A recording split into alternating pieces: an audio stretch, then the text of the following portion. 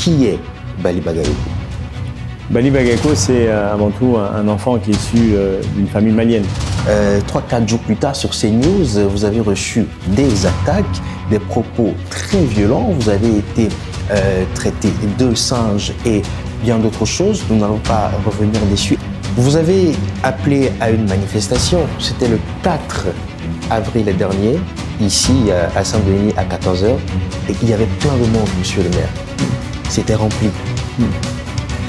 Qu'est-ce que vous avez ressenti en voyant tout ce monde venir soutenir la cause de Bali Bagayoko? Et est-ce que ce qui se passe aujourd'hui ne doit pas nous emmener à réfléchir dans l'autre sens?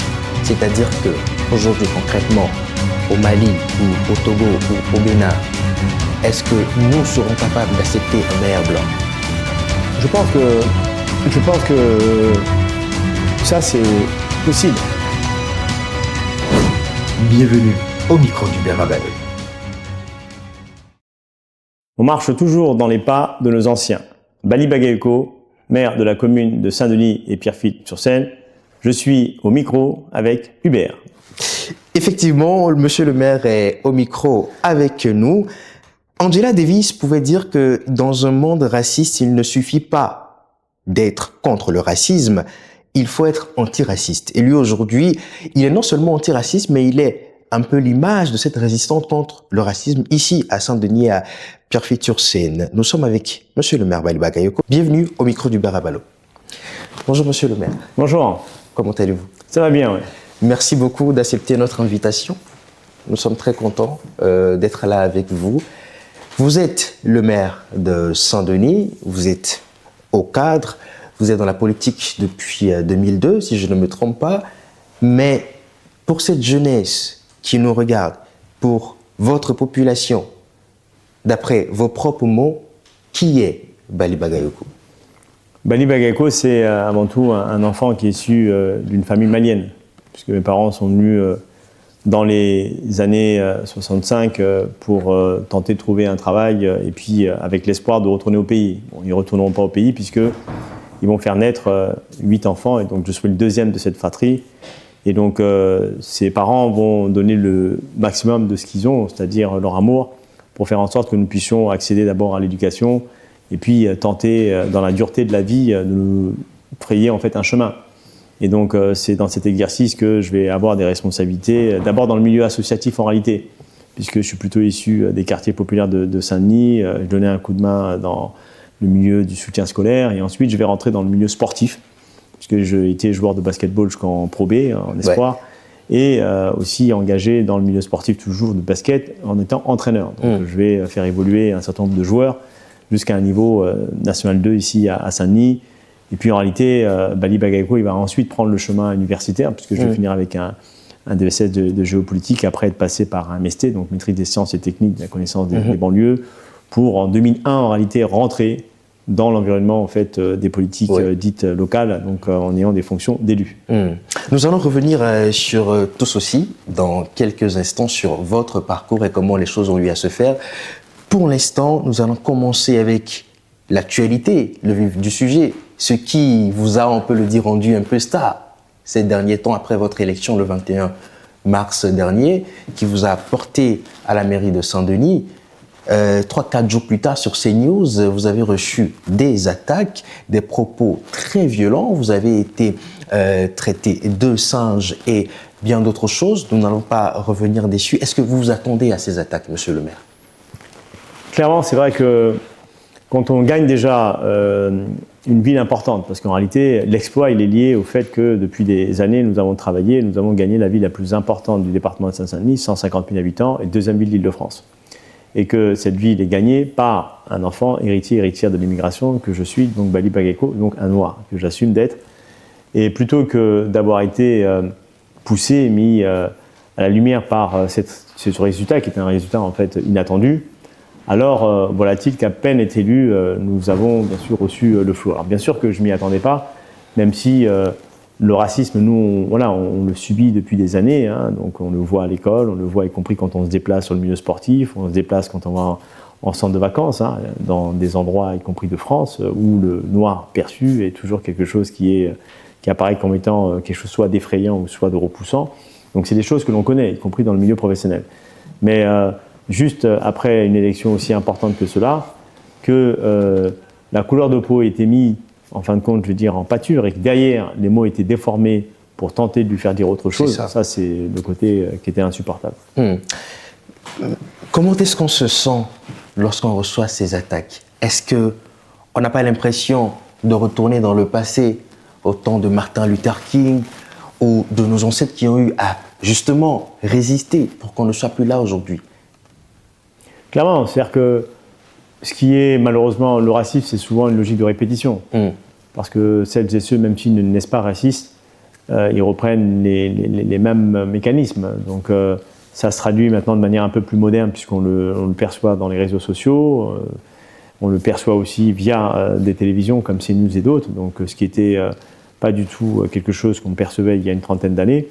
Donc il y a une forme de modernité du racisme qui s'empare en fin de compte des outils nouveaux pour s'exprimer. Il y a cette réalité-là. Deuxième chose, c'est bien sûr que quand on regarde dans notre viseur, ça nous dit des choses sur la relation de la France avec ses anciennes colonies, l'approche coloniale, la manière dont la logique de dominant-dominé a structuré la société. Donc c'est ça dont il s'agit. Quand on tente de disqualifier le maire de Saint-Denis en lui renvoyant soit des propos supposés avoir été dits ou des insultes de type singe et autres, on voit bien qu'il y a une vraie stratégie, qui est une stratégie de disqualification d'abord de la fonction du maire noir que je suis dans une ville importante.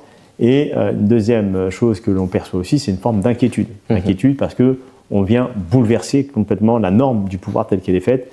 Et ça effraie les médias. Vous avez appelé à une manifestation, c'était le 4 avril dernier, ici à Saint-Denis à 14h, et il y avait plein de monde, monsieur le maire. C'était rempli. Qu'est-ce que vous avez ressenti en voyant tout ce monde venir soutenir la cause de Bali Bagayoko?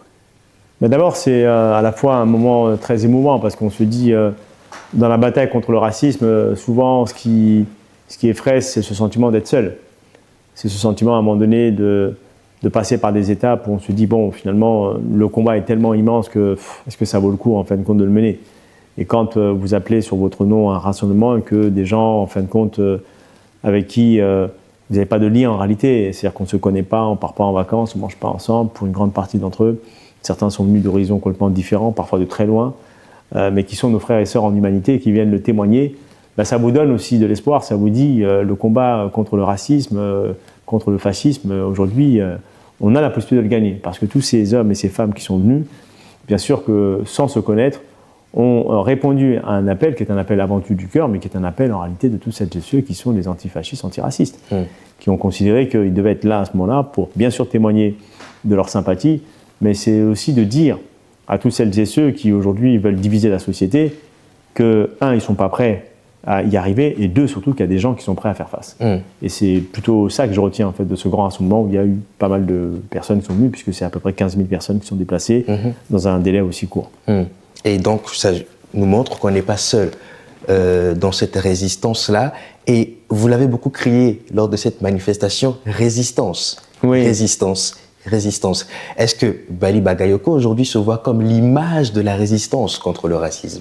Moi, je suis une partie en fait de cette résistance, mais heureusement qu'il en existe beaucoup d'autres. Et puis d'autres l'ont fait avant nous. Parfois, ils l'ont péri d'ailleurs de leur vie pour obtenir en fin de compte cet espace de bouffée d'humanité qu'on a en nous, même si elle est encore toujours inquiétée par les discours racistes, les actes racistes. Mais moi, je suis qu'un témoin singulier d'une séquence où nous sommes nombreux en réalité à agir. Et il est vrai que je souhaite dans la période-là, parce que les médias sont sur moi, les médias donnent à voir en fin de compte ma pensée, d'essayer aussi, bien que malin, d'essayer de porter en fait ce message-là et de faire en sorte que ça vienne à l'agenda politique et que du coup, au niveau national, on assume ce qui se passe et du coup qu'on produise en fin de compte des politiques publiques qui permettent de corriger ça.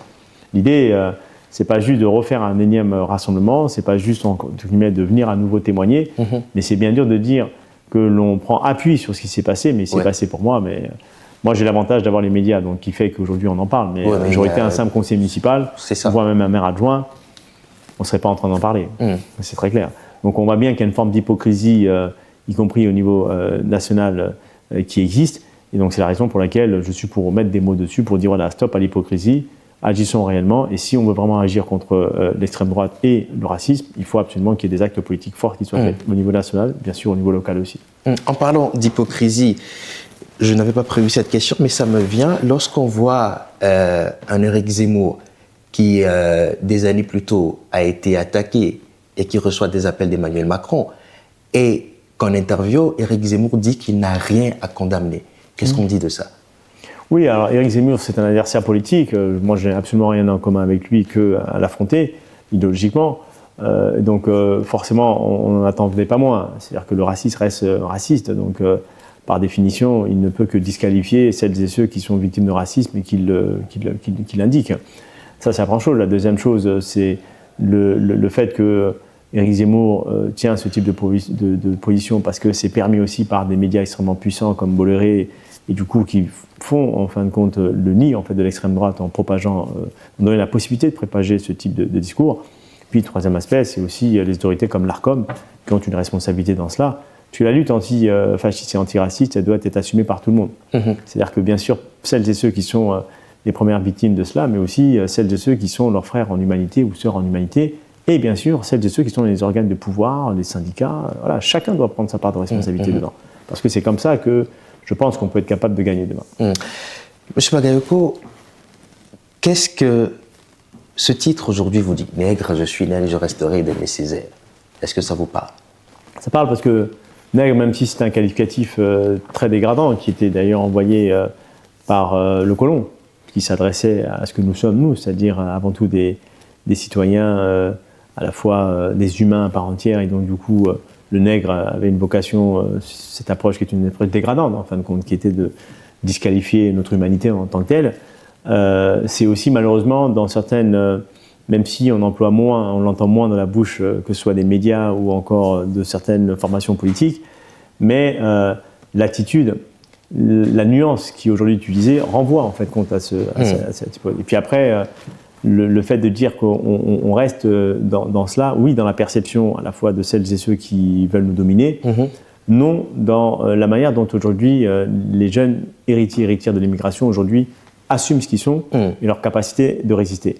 Et donc, oui, je suis nègre, mais je ne suis pas condamné à le rester dans la conception que les racistes en fait veulent faire de nous, quoi. Et justement, c'est vrai que vous êtes né en France, vous avez étudié en France, vous travaillez en France, vous êtes engagé en France. Mais certains se demandent, qu'est-ce qui fait exactement votre légitimité en tant que maire de Saint-Denis? Oui, alors ça, c'est notamment tout, sans être raciste, je veux dire que les formations politiques se sont aussi posées la même question. Qu'est-ce qui fait que l'on va donner la possibilité aux électeurs de pouvoir choisir de faire Bali Bagayoko un maire de la ville, partant du principe que, bien sûr, Bali Bagayoko ne peut fédérer que les Noirs. Ça, c'est un peu les préjugés, du coup, racistes qui peuvent exister. Et ce sont des préjugés, malheureusement, qui peuvent exister dans plein de formations politiques, même si ça peut relever de choix politiciens, tactiques et tout ça, mais ça renvoie au fait que l'on ne considère pas qu'un citoyen, fût-il noir, blanc ou autre, ait les mêmes capacités à. Donc ça, c'est une réalité d'abord. La deuxième chose, c'est le fait que nous avons bien sûr contrarié tous les normes du pouvoir. La norme du pouvoir, elle est blanche, elle est issue des formations politiques qui sont majoritairement blanches, et donc du coup, la trajectoire qu'on a construite, c'est une trajectoire qui vient bouleverser tout ça, qui vient dire à la République et à la France en général que les enfants, principalement ceux des quartiers populaires, parce que c'est vrai que il y a nos compatriotes dans les Outre-mer qui ont des responsabilités par ailleurs, mais c'est pas ça dont il s'agit, parce qu'il y a un sujet des héritiers et héritières, notamment post-coloniales, qui existe en tant que tel, y compris les afro-descendants de l'esclavage, qui existent aussi en tant que tel.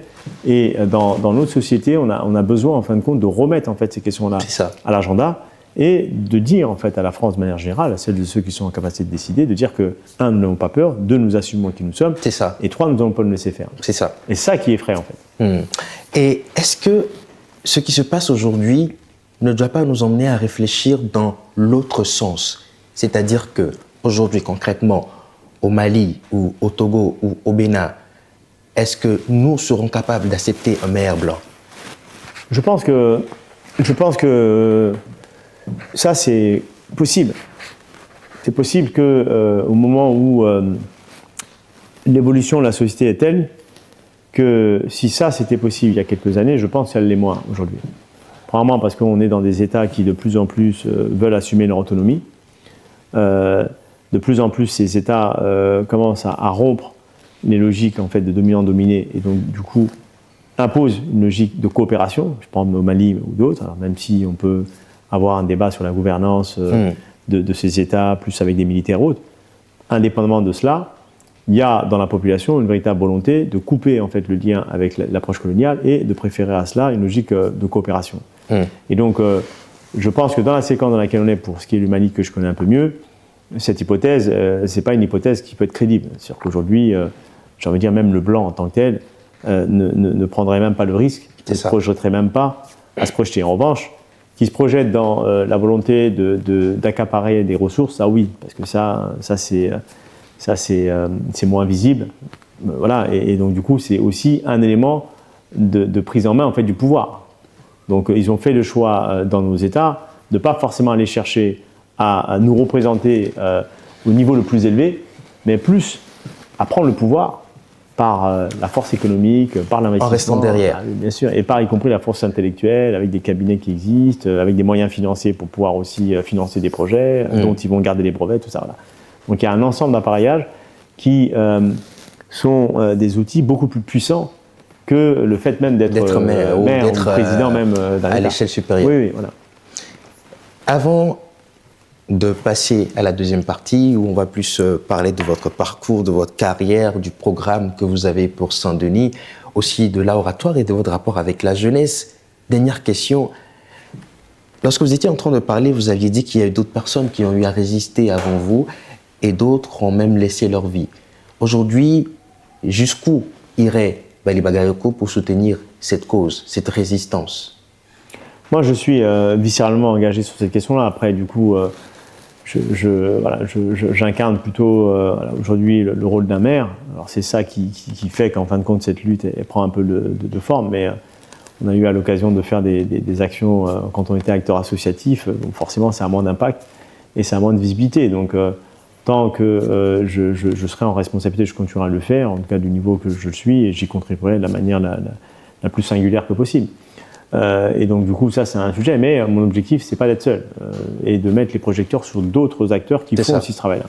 Parce que je considère que si on arrive à construire une chaîne, en fin de compte, d'acteurs, qui existe en réalité, mais qu'on mette des projecteurs sur eux, alors on déploie en fin de compte une capacité à contrarier les plans de l'extrême droite qui me paraissent incontournable. Donc c'est ça le sujet, parce que tant que ça s'incarne dans une ou deux personnes, Liliane Thuram a eu l'occasion de faire des textes pour condamner un certain nombre de sujets, Christiane Taubira aussi l'a fait, Pape Ndiaye qui m'a envoyé un texte tout à l'heure l'a aussi subi à essayer à son niveau. Donc on voit bien qu'il y a les stigmates en fait, de ces phénomènes-là, et donc la question qui nous est posée, plus, c'est de savoir notre capacité d'organisation, parce que rien ne nous sera facilité. Nous savons qu'à chaque fois que nous allons tenter de nous organiser, que ce soit à des échelles au-delà de l'échelle locale, bah forcément, il y aura de la réticence, il y aura des freins, et ça fait partie en fait de l'exercice. Donc moi, je participerai à toutes ces dynamiques-là, et je vais surtout créer des conditions pour que cette démarche ne soit pas une démarche de Bali Bagayoko, c'est une démarche où Bali Bagayoko a sa part de responsabilité et va agir. C'est collectif après tout. Et c'est absolument collectif. Absolument. Absolument. Merci, monsieur le maire. Nous sommes toujours au micro d'Hubert Abalo. Nous sommes avec monsieur Bali Bagayoko, maire de Saint-Denis, dont on veut quand même revisiter le parcours. Qu'est-ce que ça a été, monsieur le maire? Donc moi, comme j'indiquais, j'ai fini avec un DSS de jeux politiques, et ensuite après, je suis rentré dans le milieu politique en réalité en 2001. D'abord avec un maire donc communiste, Patrick Barouzek, qui en 2001 va venir me voir sur le terrain du basketball, puisque moi j'entraînais à ce moment-là l'équipe d'ailleurs d'une personne qui est vraiment une grande star, qui est Fabien Marceau, dit Grand Corps Malade. Grand Corps Malade, oui.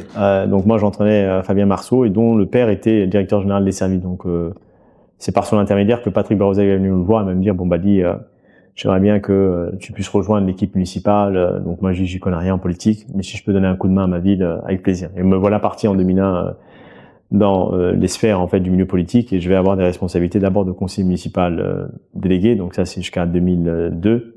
Et ensuite en 2003, je vais avoir des responsabilités de maire adjoint. 2008, je serai vice-président du conseil départemental de Seine-Saint-Denis, donc en charge de la protection de l'enfance. Et puis jusqu'en 2020, en fait, je vais avoir les fonctions doubles de maire adjoint et puis de vice-président du conseil départemental. Présentation aux élections municipales de 2020. On fait quasiment 20% dans une campagne qui est difficile mais qui est intéressante quand même. On apprend. On gagnera pas. Et donc on fait le choix à partir de 2020 de se mettre pas au conseil municipal mais plutôt dans ce que j'appelle moi le conseil populaire, donc dans la masse. Et donc c'est ce qui va nous permettre de venir en fait en 2026 avec la victoire au rendez-vous. C'est ça. Et depuis donc 2001, vous êtes là. Quel est votre réel engagement politique?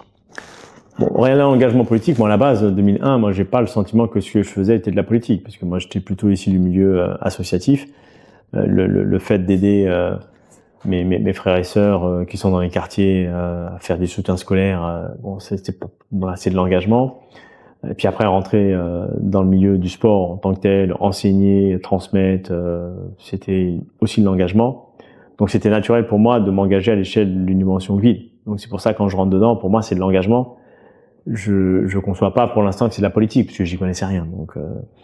Donc au fur et à mesure quand même, on va voir que rentrer dans le milieu de la gestion communale, c'est aussi maîtriser un certain nombre de codes, les formations politiques, le rôle de ces formations politiques dans la structuration de la société, dans la prise des décisions, les courants politiques qui se situent à droite, à gauche et compagnie. Donc on commence en fait à apprendre. Donc c'est comme ça que l'on s'enrichit des rencontres avec des gens qu'on connaît pas forcément, qui vous donnent à voir en fait la société telle qu'elle est.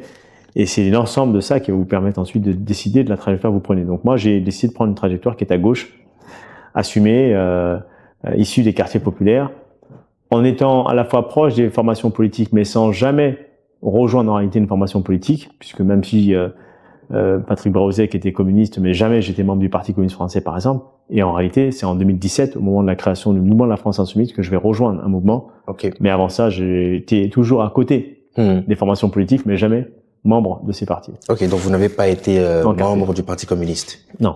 Ok. Et aujourd'hui, après tout ce parcours, est-ce que vous vous dites que si vous n'aviez pas finalement décidé de vous lancer dans la politique concrètement, est-ce que vous auriez eu des regrets aujourd'hui? Oui, je pense, parce que bon, premièrement, c'est vrai que c'est pas quelque chose que je pensais naturellement. Moi, je suis issu d'une famille où mes parents viennent, eux, ce qu'ils veulent, c'est voilà, tout faire pour que les enfants réussissent, grandissent et tout ça. Bon, la politique, en plus, eux, la perception qu'ils ont, c'est la politique vue dans nos pays. Donc, on sait que c'est violent, on sait que bon, c'est pas évident.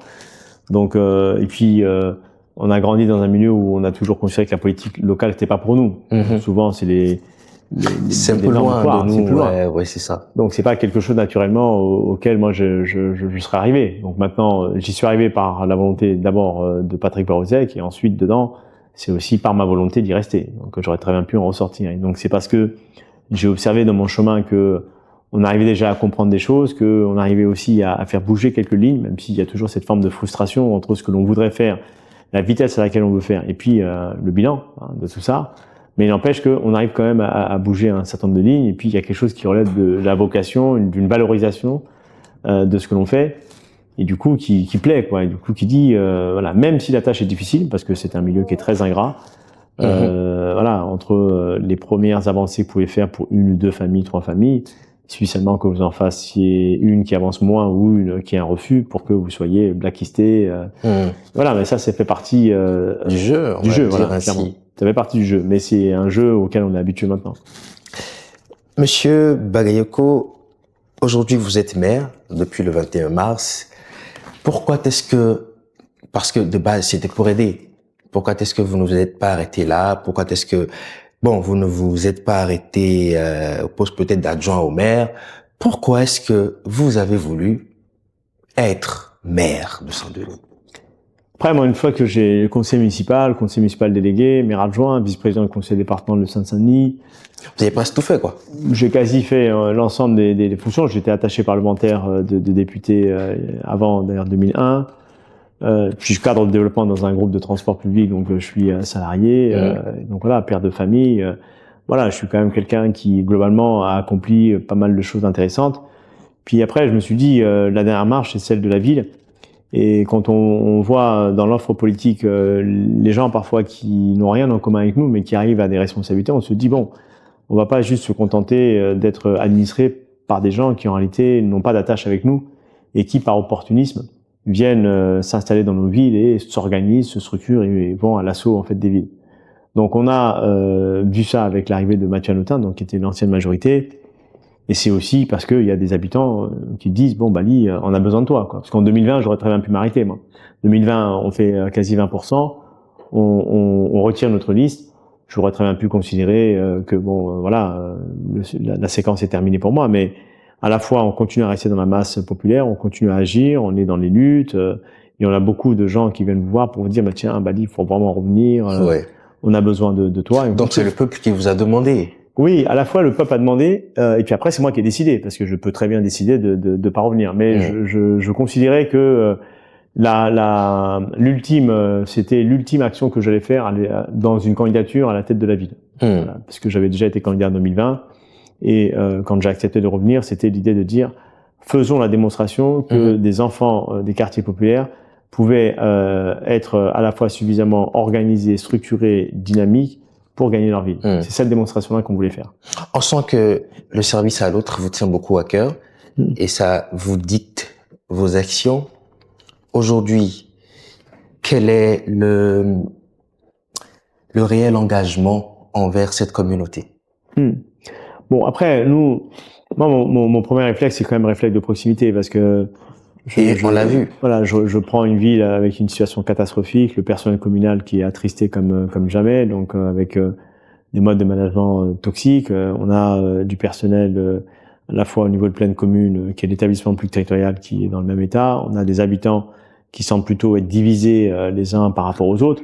Donc moi, je récupère une ville dans ce contexte-là. Donc la première action à faire, c'est d'abord aller rencontrer toutes ces personnes. Au-delà de la victoire, c'est aussi de dire maintenant, j'ai besoin de vous, quoi. J'ai besoin de vous, on a besoin de vous en étant dans une approche unitaire, donc rassemblée. Ça prend chose, mais c'est valable aussi pour le personnel communal. Parce que il n'y aura pas de mise en œuvre du programme politique si le personnel ne se sent pas à l'aise. Voilà, donc il faut d'abord apaiser les cœurs de ces personnels pour pouvoir leur donner l'occasion de regarder un autre horizon, notamment la mise en œuvre du programme. Et justement, vous voyez très décomplexé, très avec la population. Vous êtes très réseaux sociaux aussi, avec Instagram, des vidéos, des publications. Finalement, pour vous, quelle est l'image du bon maire ou Moi, je veux être je suis un maire qui est un citoyen avant tout. Je suis un maire qui veut pas s'inventer une vie. Je vais déposer mes enfants. Voilà, je suis dans la masse, je rencontre les gens. Je passe pas au scanner les gens avant de les rencontrer. Je reçois tout le monde. D'ailleurs, vous m'avez reçu. Je suis un maire accessible. Je suis un maire antiraciste. Voilà, donc, mais je suis aussi un maire rigoureux, c'est-à-dire dans la volonté d'agir pour pouvoir corriger les choses. Puis j'essaie le plus possible d'être un maire honnête, c'est-à-dire de dire parfois j'y arriverai pas ou parfois c'est compliqué, parce que l'exercice du pouvoir ne justifie pas l'industrie du mensonge. Donc je dis où j'en suis dans certains de sujets et puis je fais confiance à l'intelligence collective. Finalement. Et je m'attends toujours à ce que l'industrie de la trahison, de la médisance soit toujours à côté. Naturellement. C'est comme ça. Naturellement, ça fait partie du jeu.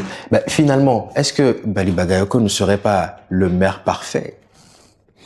Non, parfait, non. Le maire qu'on rêve d'avoir. Non, parfait, non, parce que premièrement, je suis pas parfait, et puis de toute façon, ça dépend de la notion. En revanche, là où je veux pas me faire prendre, c'est l'immobilisme. C'est-à-dire que ce côté il est arrivé en responsabilité, maintenant, lui, ça y est.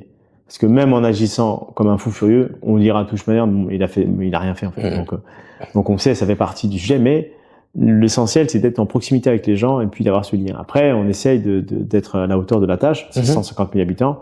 On n'est pas en train de gérer une ville de 2000, 3000 habitants. C'est la deuxième ville d'Île-de-France, donc c'est une ville extrêmement importante. Et on en revient tout de suite, mais avant cela, vous aviez dit quelque chose qui m'a touché.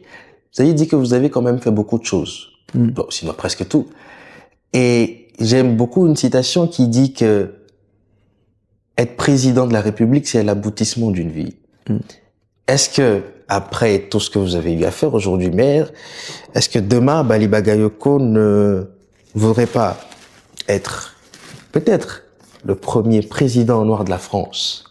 Donc à participer à faire en sorte que demain, il y ait un nouveau président qui soit à l'image de la Nouvelle-France, comme on l'appelle, c'est-à-dire des gens héritiers de l'immigration qui assument le fait d'appartenir à la République et qui n'ont pas à rougir des expériences et des compétences qu'ils ont, y compris pour gérer la France en tant que telle. Ça, oui. Au moment où je parle là, je suis pleinement engagé en fait sur la réponse au programme et aux besoins de la population de Saint-Denis-et-Pierrefitte sur scène. Et bien sûr que comme il y a une échéance importante en 2027, il serait irresponsable de ma part, durant auquel je suis désormais en tant que maire, de pas participer à faire en sorte que l'extrême droite ne vienne pas au pouvoir. Donc, je mettrai toute mon énergie dans cette bataille, mais sans arrière-pensée, sans la volonté de vouloir devenir président de la République. En revanche, si l'occasion m'était donnée, moi je suis pour que ce soit plutôt Jean-Luc Mélenchon qui incarne en fait cette responsabilité-là, pas seul.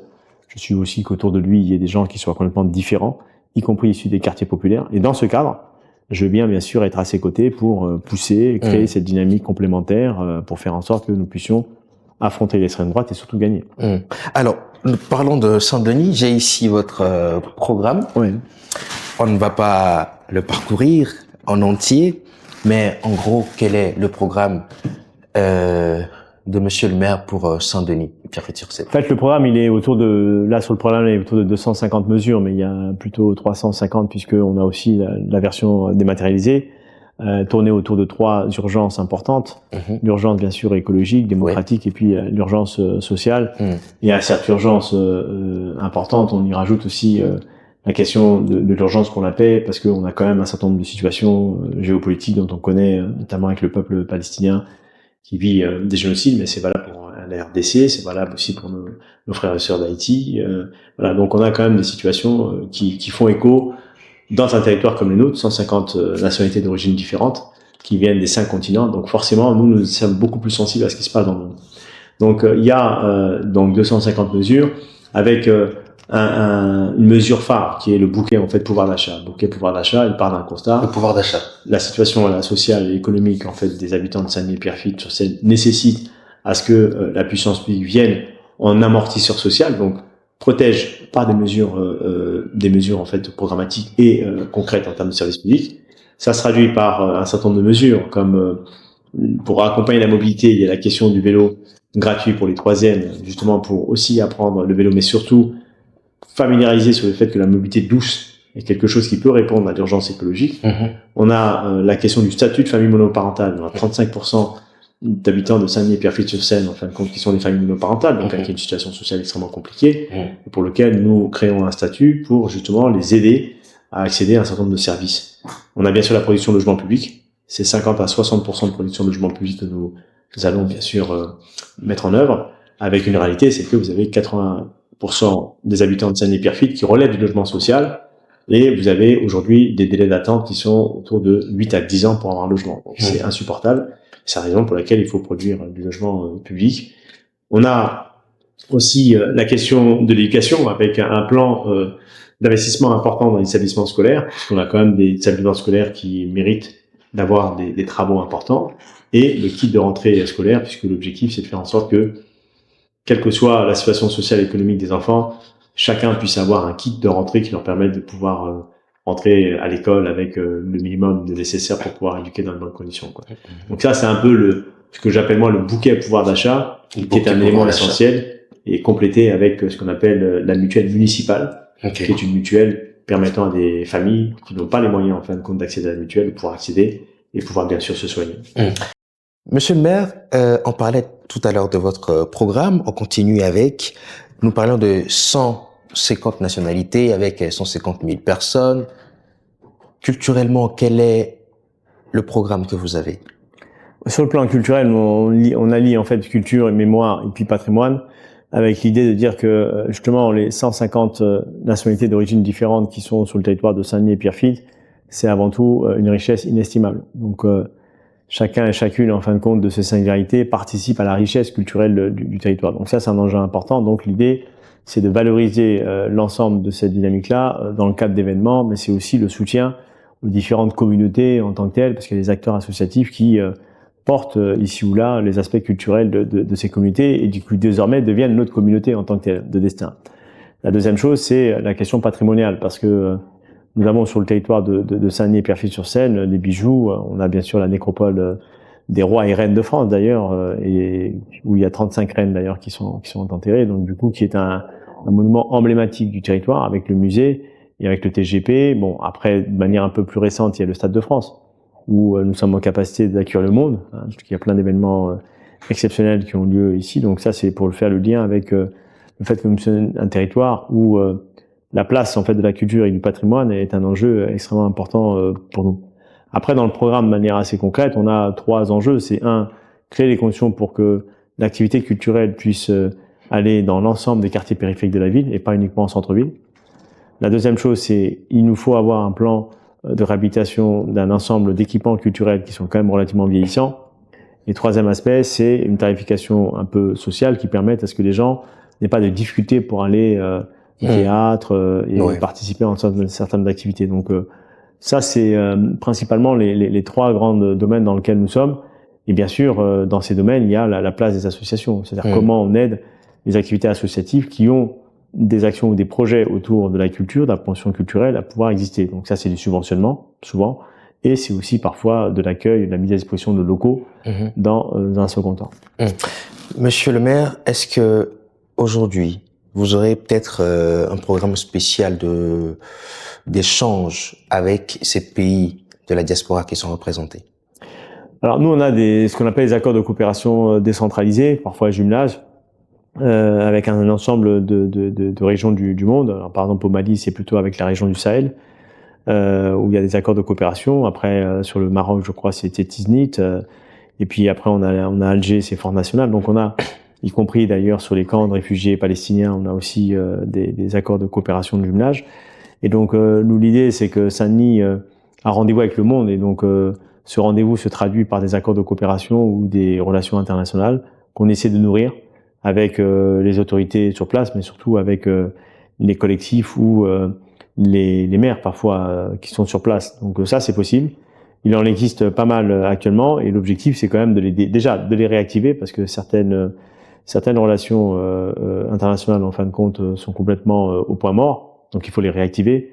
Et puis il y en a d'autres qui mériteraient d'exister en tant que telles. Principalement avec la RDC Congo, on a un sujet, notamment avec Carlos Martin Bilongo, le député, où il y a l'idée de réfléchir à une logique de partenariat avec eux.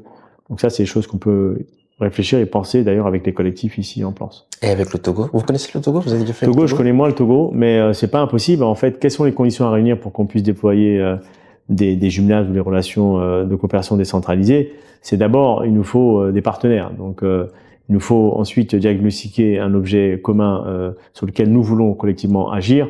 Et il nous faut ensuite nous mettre d'accord sur les moyens à y consacrer, c'est-à-dire des moyens humains, des moyens parfois d'expertise. Et de là, il faut qu'on soit aussi dans un registre gagnant-gagnant. C'est-à-dire que si on va par exemple sur la région du Sahel, le sujet c'était autour de la question de la santé communautaire. C'est comment on aide la région du Sahel à se développer en matière de compétences sanitaires, y compris d'expertise en termes de soins. Et comment eux, sur place, ils développent en fait une question de formation pour faire monter en compétences leur professionnel. En fait, c'est ça, c'est l'échange en réalité de compétences que l'on faisait. Donc nous, on est vraiment dispo, y compris s'il y a un sujet particulier avec le Togo. Absolument. Pourquoi pas.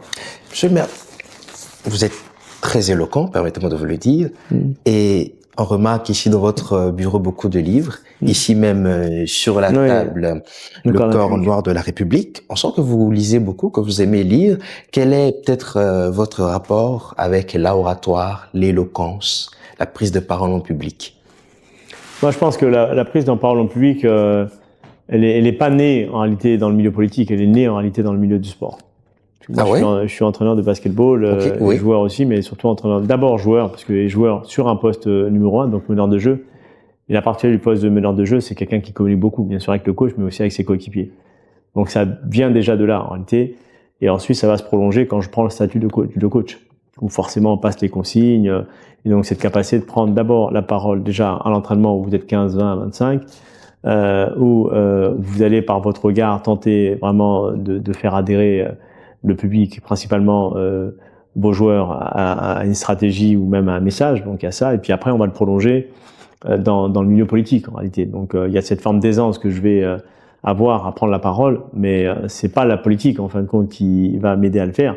La politique va m'obliger à intégrer des nouvelles normes qui sont des propos, qui sont des mots qu'on n'emploie pas dans le droit commun, et donc forcément vont m'obliger à le faire. Mais la prise de parole, elle va s'améliorer après dans la relation avec les médias, dans la relation avec les autres. Mais à la base, c'est vraiment dans le milieu avant tout sportif que vous n'aviez pas eu peut-être une formation? Non, j'ai pas fait. Moi, j'ai pas fait de coaching.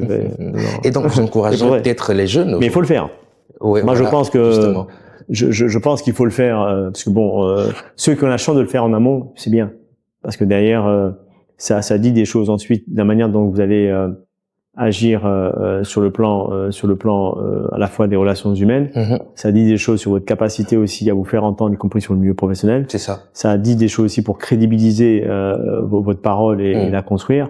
Et ça dit aussi des choses sur votre capacité à être sérieux. Voilà. Donc il y a plein de choses en fait qui sont dites en ces termes-là, qui sont des enjeux extrêmement importants. Donc moi, celles et ceux qui ont la possibilité d'être formés, c'est un élément important. Faut le faire. Merci beaucoup, Monsieur le maire, pour cette interview. Un dernier mot qui ira à l'endroit de la jeunesse, de votre part. Moi, sur la jeunesse, la jeunesse, c'est l'espoir en fait de nos sociétés, que ce soit à Saint-Denis, y compris, j'ai envie de dire, partout dans le monde. Et cette jeunesse, en réalité, a des outils inestimables désormais. Elle est conscientisée parce qu'elle a des moyens de réseaux sociaux qui sont davantage développés, donc ils ont une capacité à intégrer en fait le monde tel qu'il est. Et par conséquent, ils ne pourront pas se réfugier dans le côté je savais pas, contrairement à ce que nos anciens eux pouvaient dire, parce qu'ils n'avaient pas en fait cette ouverture au monde assez facile. Et donc, si ils savent s'organiser, ce qui est quand même un sujet important, c'est la capacité de fédérer, de s'organiser, de se structurer pour atteindre des défis qui sont les défis bien sûr écologiques, on l'a évoqué, mais aussi des défis contre le racisme, et qui est le pendant en fait de ces défis-là. Et puis les défis qui sont autour de la question des inégalités, comment on agit contre les inégalités. Ça, c'est par l'action collective. Merci beaucoup, Monsieur le maire. Merci à vous.